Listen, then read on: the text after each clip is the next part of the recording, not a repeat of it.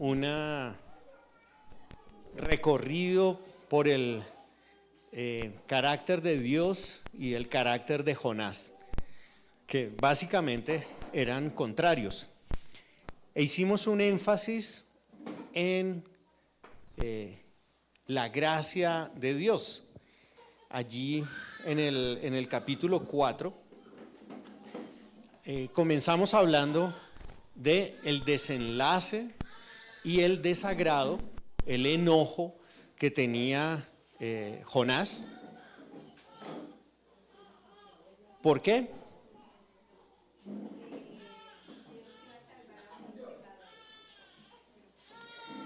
Porque Jonás era una persona que, aunque sabía cómo era Dios, no vivía de la misma manera como era Dios. Y hicimos un énfasis en explicar cómo podemos saber muchas cosas de Dios, pero podemos no vivir la vida de Cristo en nosotros. Él sabía, como hicimos ese énfasis en el versículo 2 del capítulo 4, que él sabía que Dios era clemente, misericordioso, compasivo, lento para la ira, ¿cierto? Y era para él muy fácil y muy bueno recibir gracia, pero cuando Dios le dijo, vaya y haga lo mismo, entonces ahí sí ya no era tan fácil. Muy parecido a lo que nos sucede a nosotros. Y estuvimos hablando acerca de este tema de la gracia, pero me di cuenta que no había dado una definición que tenía anotada de gracia que me pareció muy adecuada y que tenía ingredientes diferentes. No vamos a repetir la predicación del domingo pasado. Ahí está en el canal de YouTube. Si usted no la ha escuchado, puede ir allí, porque va unida con lo que hablaremos el día de hoy. Quería darles esta definición de gracia que me pareció acertada y con algunos tintes diferentes a los que normalmente he visto en otras. La gracia es la aceptación incondicional otorgada a una persona no merecedora por un dador no obligado. ¿Sí es claro? ¿La repetimos? La gracia es la aceptación incondicional otorgada a una persona no merecedora, o sea, que no la merece, ¿cierto? ¿Por quién? ¿Quién se la ofrece? Un dador no obligado. Dios no tenía la obligación de extender su gracia a Jonás. Dios no tiene la obligación de extender su gracia a nosotros. Él no está obligado a hacer eso, pero Él lo hace, a pesar de que no está obligado a darnos una gracia que nosotros no nos merecemos. Y vimos cómo a lo largo del libro de Jonás, esa gracia se manifestó como aceptación incondicional de parte de Dios hacia Jonás. Una y otra vez, una y otra vez. E hicimos también el énfasis de que este libro trata acerca, básicamente, del contraste entre Dios y Jonás. Y su tema es Jonás. Su tema no es el evangelismo. Su tema es el carácter de Jonás. ¿Cómo es Jonás? ¿Qué cree Jonás? ¿Cómo reacciona Jonás? ¿Qué relación tiene Jonás con Dios? Y cómo Dios obra en su vida. Y entonces, en este capítulo 4, pues yo he querido primero enfatizar lo que es la gracia de Dios y cómo se la dispensó a Jonás y la mostró durante todo el libro.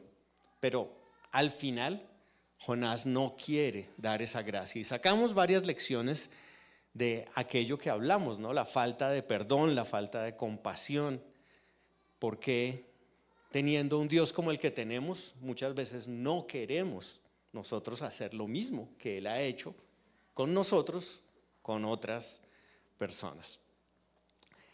Bien,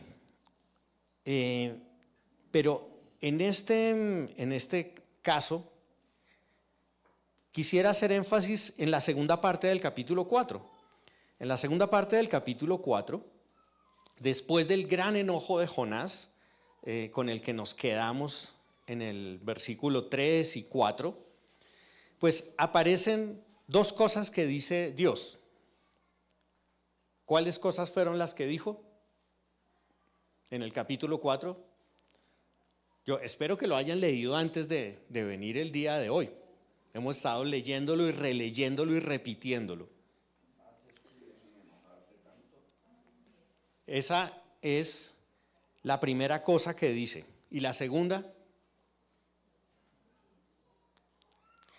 Básicamente son preguntas, no son las dos cosas que dice, sino son dos preguntas que hace.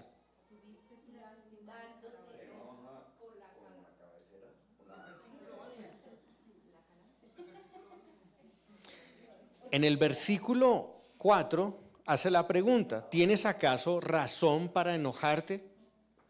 Y en el versículo 9, ¿qué pregunta? ¿Qué le dice Dios a Jonás? ¿Tienes acaso razón para enojarte? Sí, por causa de la planta. Pero le está diciendo básicamente lo mismo, le está repitiendo dos veces lo mismo. ¿Por qué se pone tan bravo?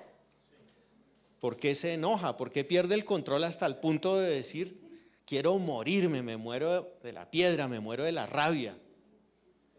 Quítenme la vida. Era tal la amargura, y es tal la amargura de una persona que ama tanto lo que desea, que cuando no lo consigue, pierde el control. Y eso nos ayuda a nosotros a pensar en cuando nos enojamos. Yo no sé cuántos de los que estamos acá somos así bien piedrudos, bien enojudos. No le eche coda ahí a la esposa ni al esposo. Pero la verdad es que cuando nos enojamos mucho por algo, normalmente es porque amamos mucho algo y no queremos que nos lo quiten, sea lo que sea. En este caso, Jonás estaba amargado y frustrado porque no se hacían las cosas como él pensaba que se debían hacer. ¿Y qué actitud asume Dios? Él quiere trabajar en la vida de Jonás. Ese es el foco para mí de este libro. Quiere corregirlo. Y para explicarlo, así como hablamos de la gracia, hoy vamos a enfocarnos en la disciplina de Dios hacia Jonás. Aquí en el capítulo 4 hay, creo yo, un esbozo, una seña de la gracia de Dios. Cuando este hombre se sentó bajo el sol, en el versículo 5, a mirar y esperar a ver qué iba a pasar con la ciudad de Nínive. Puso unos arbolitos ahí, una enredadera, ¿cómo se dice eso? Una enramada, un techito, y se sentó a mirar a ver qué era lo que iba a suceder. Y entonces en el versículo 6 se muestra la gracia de Dios. Dice que el Señor dispuso que una planta creciera sobre Jonás para que hiciera sombra sobre su cabeza y lo librara de su incomodidad, de su malestar. Y es el único momento en el que vemos que Jonás se alegró. Estaba feliz de recibir esa gracia cuando el sol inclemente lo estaba allí tocando. Pero en el versículo 7, ¿qué dice? Nuevamente que Dios fue quien dispuso que un gusano al rayar el alba del día siguiente atacara a la planta y ésta se secó. gracia para Jonás, disciplina para Jonás. Para poder explicar esto, igual que la vez pasada, pues quiero regresarme a la historia del libro, porque interpretar esto por sí solo se vuelve un poco especulativo, pero a la luz de todo lo que hemos visto en Jonás, podemos entender un poquito más de ello. Así es que regresando al capítulo 1, y pensando un poco en lo que Germán nos compartía hoy, que me parece que estuvo enfatizado en ¿qué? En la presencia de Dios. ¿Es posible huir de Dios?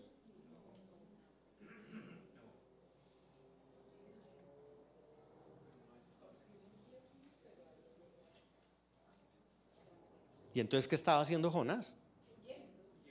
Entonces, ¿por qué dicen que no es posible? Claro que es posible huir de Dios.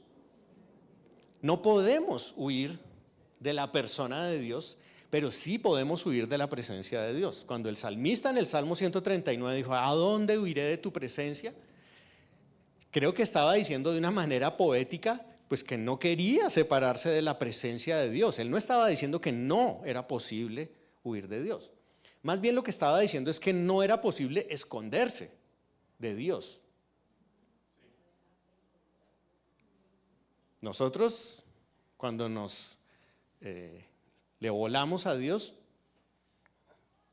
a veces pensamos que, ¿y Dios dónde está? Pero Él nunca se ha retirado. Normalmente somos nosotros los que nos retiramos y tenemos nuestras maneras de huir.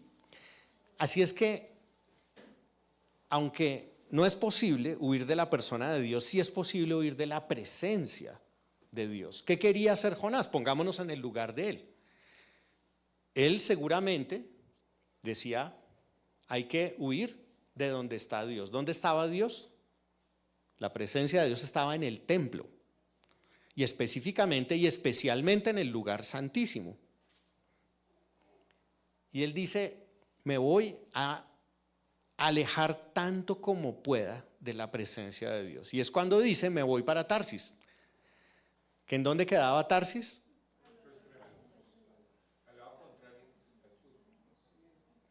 En lo que hoy es España. Dicen que por ahí por Andalucía, entre Málaga y Cádiz, para los que son buenos para la geografía. ¿Cuántos kilómetros hay de ahí hasta ese lugar? Yo creo que un poco menos de 4.000 kilómetros. Nosotros a veces pensamos, no, pues Jonás debió haber cogido un avión y eso fue que... ¿Cuánto tiempo tardaría en ir desde ese lugar hasta Tarsis? Prácticamente atravesar todo el Mediterráneo. En una época en donde no tenemos los medios de transporte que nosotros conocemos. Yo creo que eso era una forma de decir de Jonás, me voy y nunca voy a volver aquí. Me voy a donde Dios no esté. Esa es una de las épocas en España, según estuve leyendo, en que no había judíos en España. Hubo otras épocas en que había muchos judíos, pero en esa época no había ni uno. Y pensé, seguro Jonás se fue para allá porque no quería que nadie le fuera a hablar de Dios. No quería que nadie hablara de Dios. Sencillamente quería hacer ¿qué? Huir de su presencia. No podemos escondernos de Dios, pero sí podemos alejarnos de Dios. Eso es una realidad. Y yo creo que tanto usted como yo lo hemos experimentado de una u otra manera. Así es que ese es el problema. Nosotros no podemos lograr que Él deje de ser consciente de nosotros, pero sí podemos hacer cosas que nos lleven a ser menos conscientes de Dios y menos sensibles a Dios. Entonces, casi que es normal que, aunque físicamente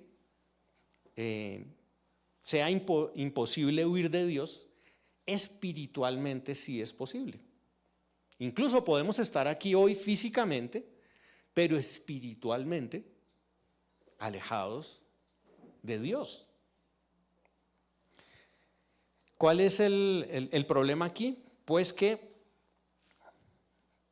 él hizo lo opuesto a lo que Dios le dijo. Se alejó de Dios y trató de tapar la culpa y la voz de Dios de cualquier manera. Tanto que no solo se montó en el barco, sino que se acostó a dormir. Yo creo que se acostó a dormir porque dijo, no quiero saber nada más.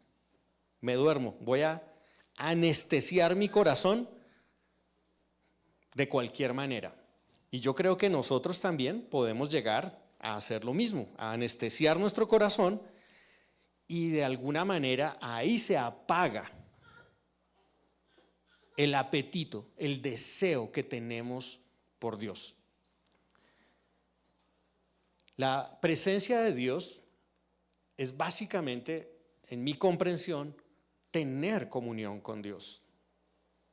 En Juan 14, 21, el Señor dice, el que tiene mis mandamientos y los guarda, ese es el que me ama. Y el que me ama será amado por mi Padre y yo lo amaré y me manifestaré a él. Básicamente, ¿qué está diciendo? Los que obedecen, me aman. Y los que me aman tienen comunión conmigo y me manifiesto a ellos. Esa es la presencia de Dios. ¿Pero qué estaba haciendo Jonás? Desobedeciendo, porque había algo que amaba más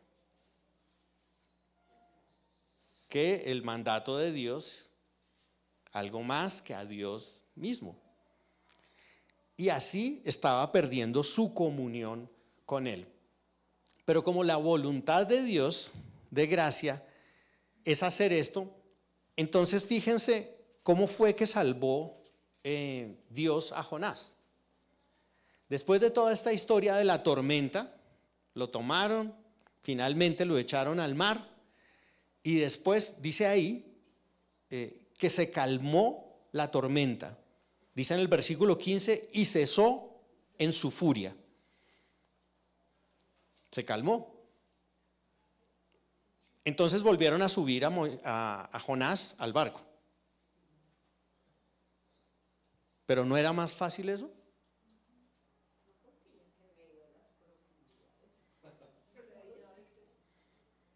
Pero Dios hubiera podido hacerlo.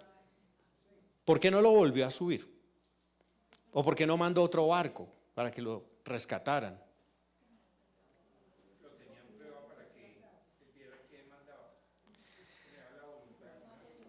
La manera como Él lo salva denota la disciplina de Dios. 3 días sin comer, 3 días sin tomar agua. ¿Qué hacía Jonás 3 días y 3 noches ahí metido? ¿Qué harían ustedes?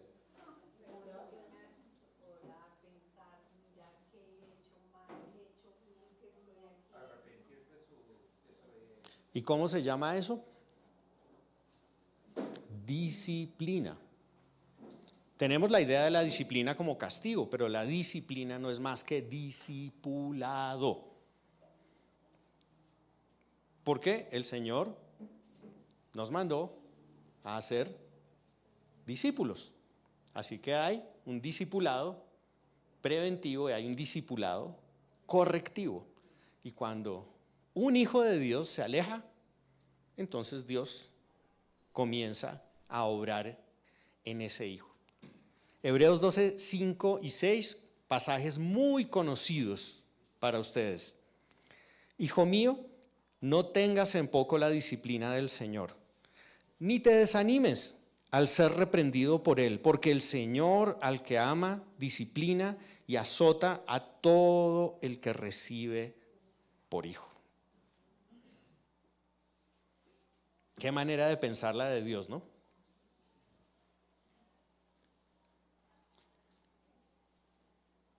¿qué es lo que los padres quieren evitar a toda costa a sus hijos? A ver, todos los que son papás y mamás aquí.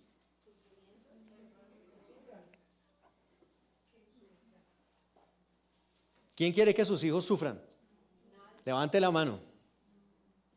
Yo también ahora sí. Yo creo que es necesario que todos padres cabras que prueben un poquito. No, pues sí, en este momento. Pero fíjense ustedes que si somos honestos, en realidad eso es lo que en el fondo quisiéramos. No queremos que sufran. Creo yo que ese es el mayor deseo. Pero ¿cuál es el deseo del Señor? El que ama a sus hijos, ¿qué hace?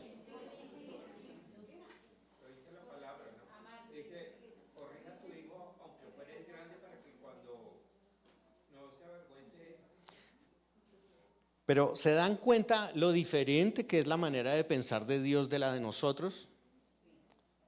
Muy probablemente nosotros queremos evitar el sufrimiento de nuestros hijos.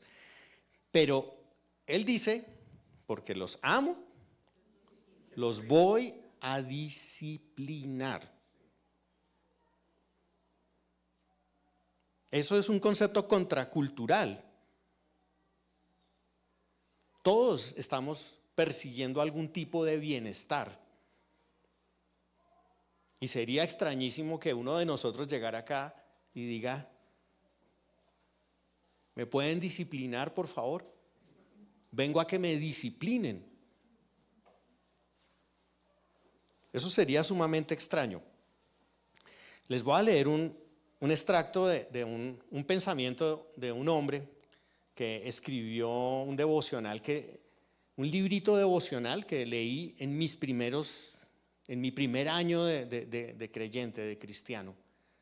Se llama Oswald Sanders y es muy famoso para algunos. Ya no es tan conocido, creo. Se llama En pos de lo supremo. Y dicen que es el libro devocional más vendido. Aparte de la Biblia, dicen que El progreso del peregrino y En pos de lo supremo son los libros más impresos, traducidos y leídos entre cristianos. Miren lo que dice él. Presten atención. Dice, y cuando veas a que la tal persona está en medio de una lucha difícil y penosa, no intentes prevenirla. Es algo así como no intentes ayudarle, no intentes aliviarle. Esto no les va a gustar. Sino más bien ora para que su dificultad se vuelva incluso 10 veces más dura. Hasta que ningún poder en la tierra o en el infierno pueda apartarle de Jesucristo. Muchas veces intentamos tomar el puesto de la providencia de Dios en la vida de otros y en realidad somos pésimos aficionados, interponiéndonos y estorbando la voluntad de Dios, diciendo, fulano no debería experimentar esta dificultad. Él escribe, en lugar de ser amigos del novio, refiriéndose a Cristo, nuestra simpatía se interpone en el camino. Duras palabras, pero yo creo que son de alguna manera acertadas y yo creo que Jonás las vivió. 3 días y 3 noches en el vientre de este pez son una dura disciplina. Y aunque Dios hubiera podido evitarle eso a Jonás, no lo hizo. ¿Por qué? Porque Él al que ama disciplina. Así que la disciplina es otra definición, si la quieren anotar. La disciplina es un acto de amor que genera o permite una medida de dolor por el bien mayor de la persona. La disciplina es un acto de amor que genera o permite, y digo genera o permite, porque a veces Dios mismo la causa y otras veces sencillamente la permite y deja que suframos consecuencias por causa de nuestra desobediencia, por causa de querer huir del Señor. La disciplina es un acto de amor que genera o permite una medida de dolor. ¿Por qué? No es un dolor sin sentido. No es que Dios sea malo. Por el bien mayor de una persona. Y esa era la condición de Jonás. Jonás estaba huyendo. ¿Y qué quería hacer Dios con Jonás? Quería traerlo hacia él, hacia su corazón, que regresara a su presencia, que deseara lo que él deseaba. Pero en el capítulo 4 comenzando, Jonás estaba diciendo: yo odio lo que Dios ama, lo odio. Dios es misericordioso, pero yo odio que Él sea misericordioso.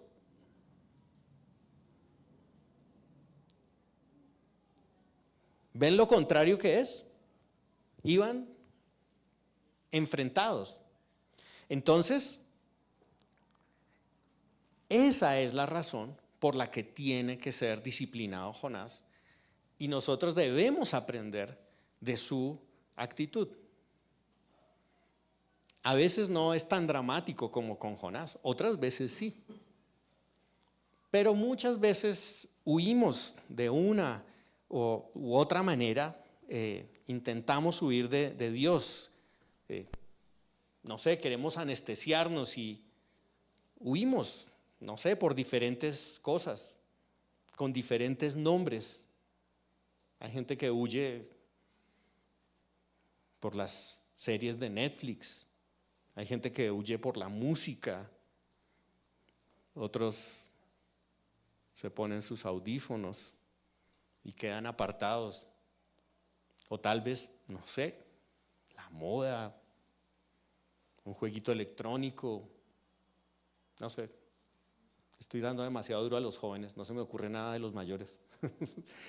Pero todos hacemos lo mismo. Es como cuando el niño está llorando y le meten y comienza. Es un chupo, es una distracción.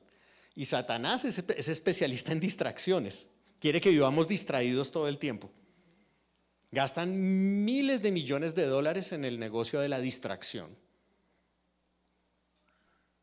¿Para qué?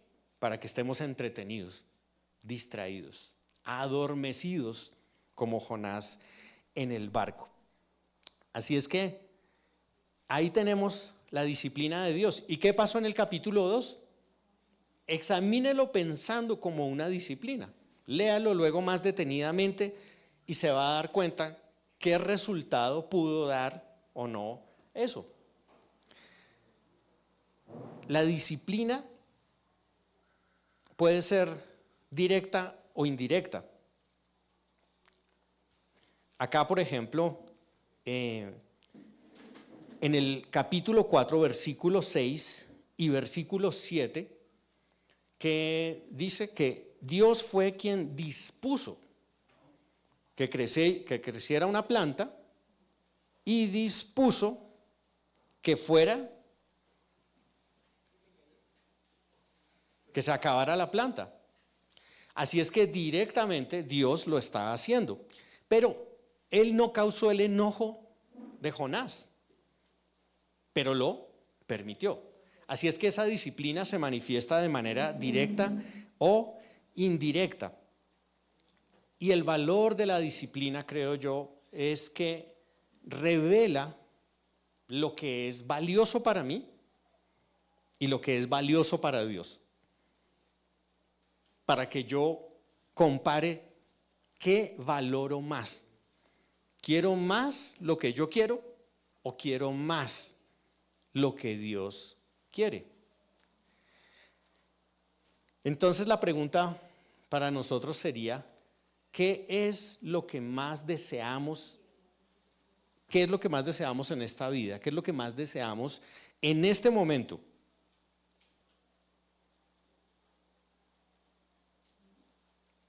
Lo que más deseamos probablemente es lo que para nosotros es más valioso. Revela lo que para nosotros es más valioso. Si tu mayor deseo es algo de este mundo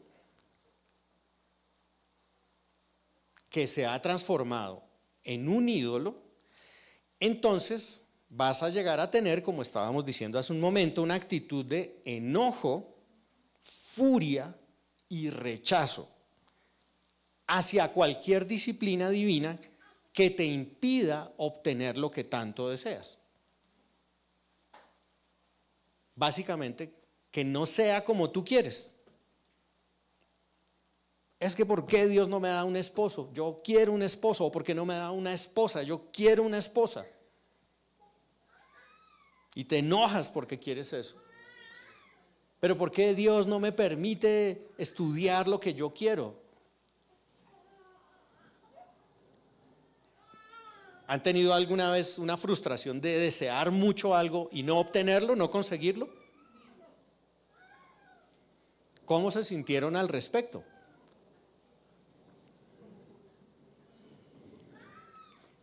Esa frustración se puede convertir en enojo, pero ¿qué revela? Sencillamente, ¿qué es lo que estoy considerando que es valioso para mí? Pero no solamente eso, sino que tengo que ver qué es valioso para Dios. Si lo que más quieres en la vida es disfrutar a Dios, crecer en santidad y ser usado para que crezca su reino, entonces, aunque no encuentres placer en la disciplina misma, puedes aceptarla como un medio a través del cual Dios te está ayudando a lograr los más grandes anhelos. Podemos sobreponernos a ello por un valor mayor, que ¿cuál es? Lo que Dios valora.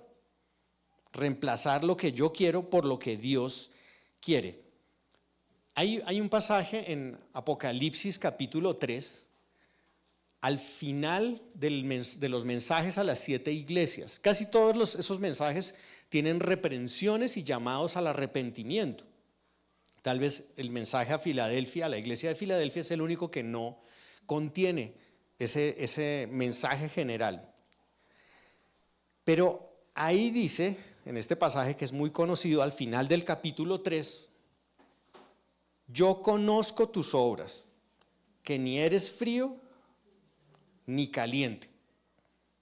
Es decir, una persona que pues no le hace daño a nadie, viene a la iglesia de vez en cuando, pero no, o sea, no roba, no mata, no. Pero que tampoco se quiere sacrificar por vivir la vida en Cristo. No, servir a los demás, no. Yo, hacer algo por los demás, tomar mi lugar, no, eso no. Ni eres frío, ni eres caliente. Porque dices, soy rico, me he enriquecido y de nada tengo necesidad. Y no sabes que eres un miserable. ¿Pueden ver a Jonás ahí? ¿Pueden ver a alguien creyendo que está haciendo lo correcto cuando en realidad piensa que está muy bien, pero en realidad es todo lo contrario? Dios sí lo ve. Le dice, ¿no sabes que eres un miserable y digno de lástima, pobre, ciego y desnudo? Entonces Dios, ¿qué hace? Te aconsejo que de mí compres oro refinado por fuego, para que te hagas rico, Él piensa que es rico, pero Dios le dice, yo le voy a dar la verdadera riqueza, lo que en realidad es valioso. Y le continúa diciendo, para que te hagas rico y tengas vestiduras blancas, para que te vistas y no se manifieste la vergüenza de tu desnudez, y colirio para ungir tus ojos para que puedas ver. Es decir, diríamos en nuestro tiempo, una buena receta optométrica tal vez, para que pueda ver las cosas como en realidad son. Y Dios quería que Jonás viera las cosas como en realidad eran, porque no podía verlas. Y continúa diciendo, yo reprendo y disciplino a todos los que amo. Estamos repitiendo lo mismo desde el comienzo, lo mismo que dice el autor de Hebreos, lo mismo que estamos viendo en la experiencia de Jonás. Yo reprendo y disciplino a todos los que amo. Sé pues celoso y arrepiéntete. He aquí, yo estoy a la puerta y llamo, y si alguno oye mi voz y abre la puerta, entraré a él y cenaré con él y él conmigo. Este pasaje que es tan famoso, pero que está hablando de arrepentimiento. El Señor está ding dong.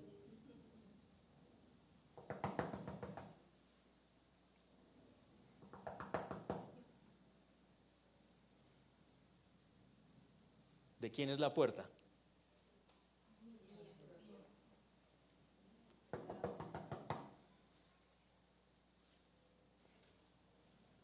Él estaba tocando a la puerta de Jonás, pero Jonás no quería abrir.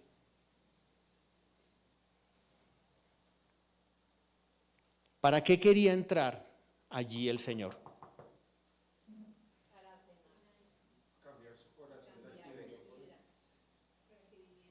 Para que allí esté su presencia. Entraré a él y cenaré con él, y él conmigo. ¿Cuál es la voluntad del Señor? Que estemos en su presencia, que estemos en comunión con él, que estemos en contacto con él, que obedeciéndole y amando sus mandatos y amándole a él, tengamos comunión y se manifieste a nosotros, como leímos en Juan 14. Quería devolver a Jonás a esa presencia. Y ahí vemos qué es lo que tiene más valor para Dios. ¿Qué es lo que tiene mayor valor? Que tengas comunión con Dios. En últimas, no se trata de lo que puedes obtener de Dios. No se trata de lo felices que somos, ni de todo lo que podemos recibir. Se trata solamente de estar con Dios. Cuando lleguemos a la presencia de Él, ¿qué va a ser lo mejor? Oh, los ángeles, los cantos, no, las calles de oro, no, espérese, no, ¿qué va a ser lo mejor? Lo único importante va a ser estar con Él. Nada más. Estar con Él. No los beneficios que eso trae, sino Él mismo.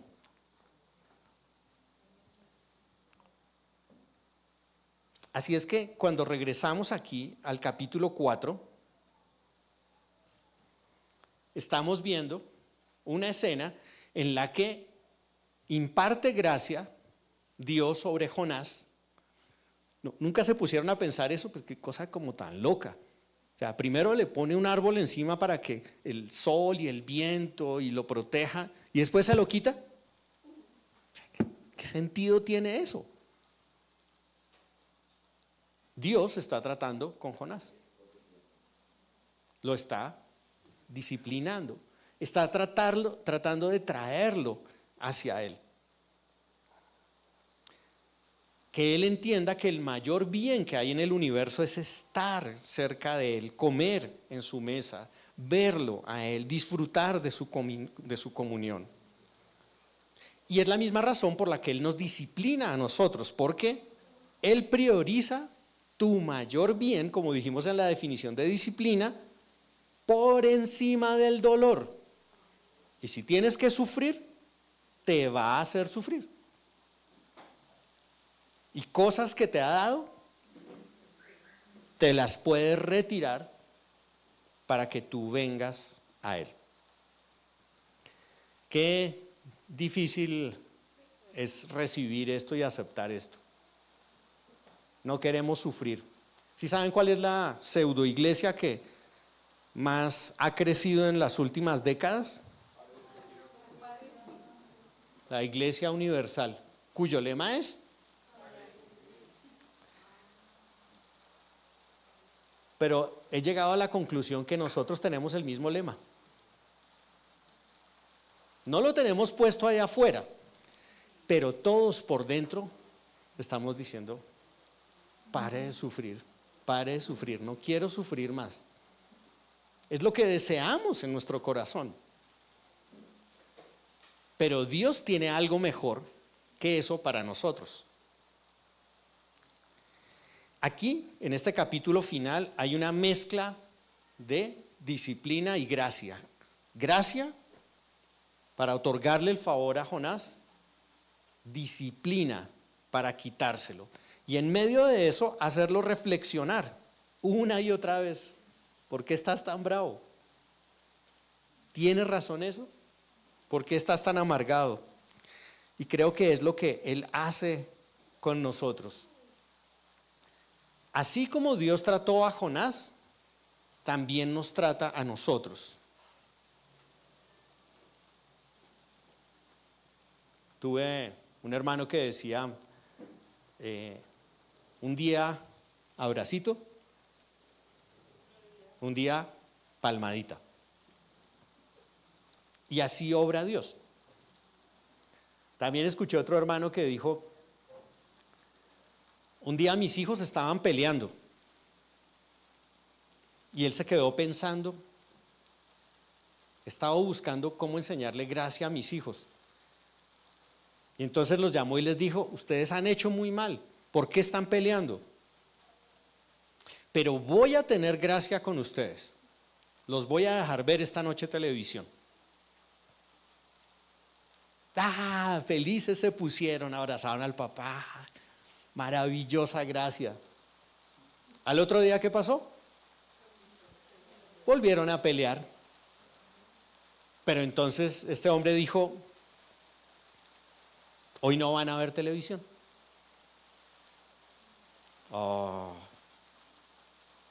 Y al rato llegaron donde su papá, papá, danos gracia, danos gracia. Y de ahí en adelante siguieron pidiendo más y más gracia. Pero lo que quiero decir con esto es que así como Dios trató a Jonás y como Dios nos trata a nosotros, también nosotros debemos tratar a otros.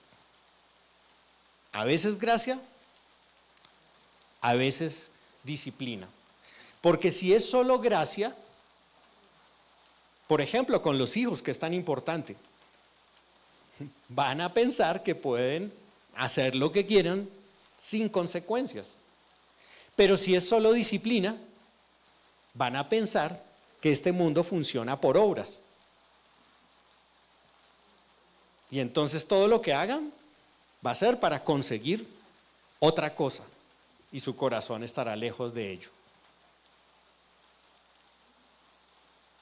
Todos necesitamos tener gracia y disciplina. No sé cuál va a ser la conclusión de ustedes al llegar al final del libro de Jonás. ¿Sí saben que terminamos hoy este estudio? Ya se acabó Jonás. ¿Qué quedará en su corazón?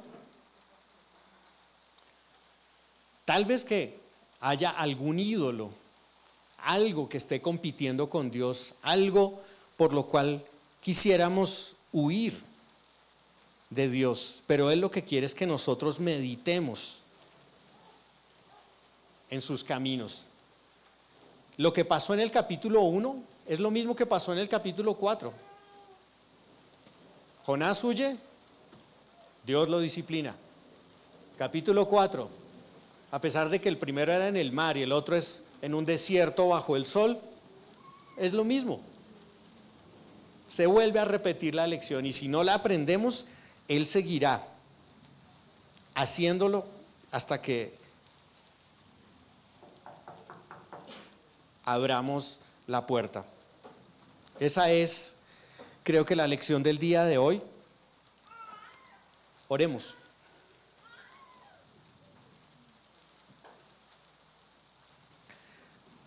Señor, damos gracias por tu palabra y queremos rogar que podamos aprender acerca de Jonás, lo que tú deseas de nosotros, no solamente a conocerte intelectualmente, sino a que nuestro corazón esté inclinado hacia ti. Te rogamos que nos ayudes, Señor, y agradecemos tu paciencia. Que cada uno de nosotros pueda recordar que no hay nada tan bueno que podamos hacer para ganar el amor de Dios, pero tampoco hay nada tan malo que podamos hacer para poder perderlo. Gracias, Señor, por aceptarnos incondicionalmente. Te pedimos que podamos aprender a balancear la gracia y la disciplina de la misma manera que tú lo haces con nosotros. Rogamos, Señor, para que no seamos una iglesia que simplemente está buscando no sufrir, que quiere a toda costa escapar del dolor. No queremos, Señor, escuchar de ti las palabras que le dijiste a Pedro: apártate de mí, Satanás, apártate de mí, Pedro, estás diciendo cosas diabólicas, diciendo que nada me pase, yo voy a la cruz a morir. Si tú sufriste, nosotros de alguna manera sabemos que debemos cumplir la parte del sufrimiento que nos corresponde, no porque lo busquemos, sino porque en realidad lo necesitamos muchas veces para estar cerca de ti. Ayúdanos a pensar no como este mundo, sino a pensar rectamente. Ayúdanos a buscar el mayor bienestar, Señor, de aquellos que están a nuestro cargo.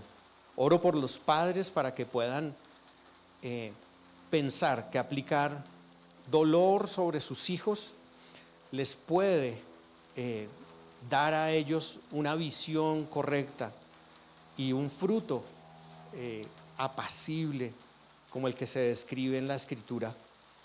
Oramos que ninguno desmaye bajo la disciplina del Señor, porque es una disciplina amorosa. Pedimos, Señor, por si has tocado nuestra puerta y has llamado, abrir para tener comunión contigo, para cenar contigo. Queremos estar en tu presencia, estar contigo, y eso no es un lugar físico, eso es tener comunión contigo. Te rogamos, Señor, para que también en cualquier lugar donde estemos y tengamos esta oportunidad, sea en el trabajo, sea en el estudio, apliquemos tanto tu gracia como tu verdad para corregir. También aquí en la iglesia, Señor, pedimos que podamos tener tanto gracia como el amor suficiente para discipular y para disciplinarnos unos a otros. Que cada uno, cuando sea corregido, dócil y humildemente, pueda escuchar y considerar arrepentirse de cualquier cosa que esté mal en su vida. Gracias te damos en el nombre de Cristo Jesús. Amén.